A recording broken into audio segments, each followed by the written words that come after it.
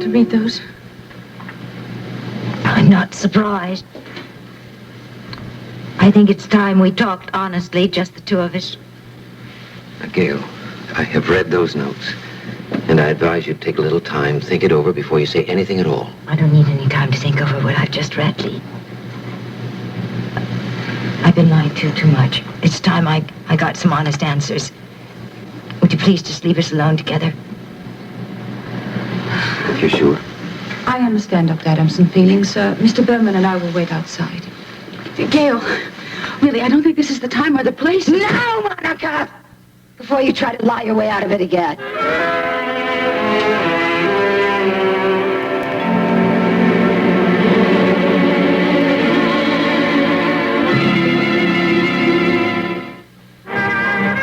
General Hospital will continue in a moment. Gail, can I just say one thing first? I've read those notes, too. And I give you my solemn word of honor. It wasn't at all the way Greg made it sound. Oh, Gail, he was writing a book. He was dramatizing it from his own point of view. If you just let me tell you my side of the story. All those years. What? All those years. All those times when you were alone together. Oh, the incredible deception.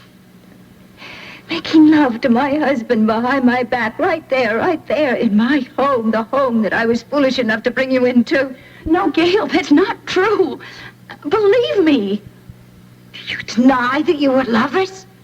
He forced me to, Gail. I never wanted to. Oh, my God, forced you. It's true. Gail, it's true. Please believe me.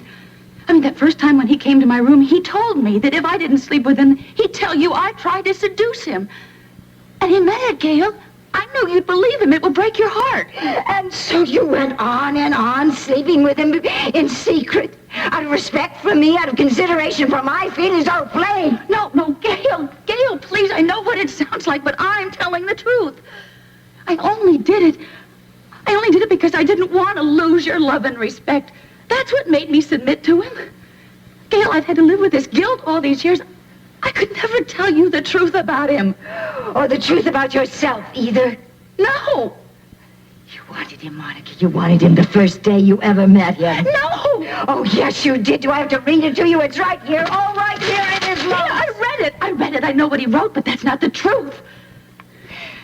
Look, I didn't think anything about Greg. I mean, yeah, he was an attractive man, but I would never have done anything about it if he hadn't made me.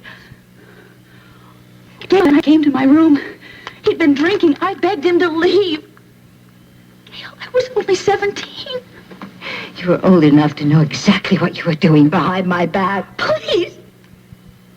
Please don't say. Please don't look at me like that. Please, Gail. You can't imagine what I've gone through.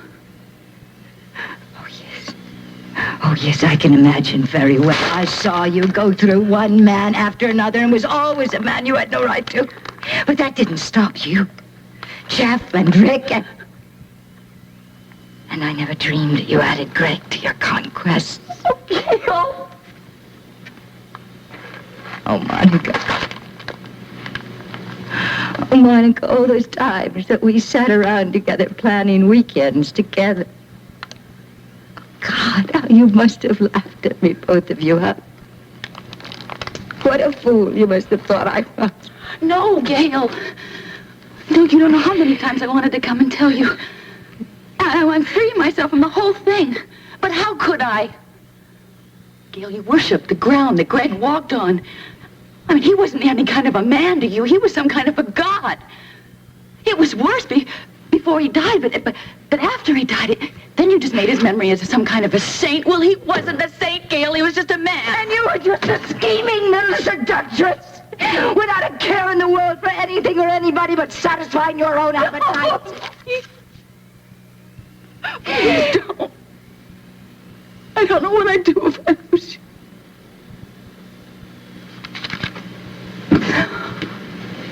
Gail, ever since I've been a kid, you've been the only one around that I could turn to, that I could count on.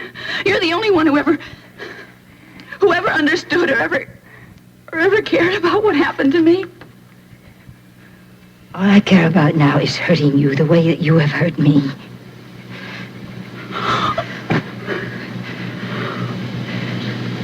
I don't blame you for hating me. I hated myself.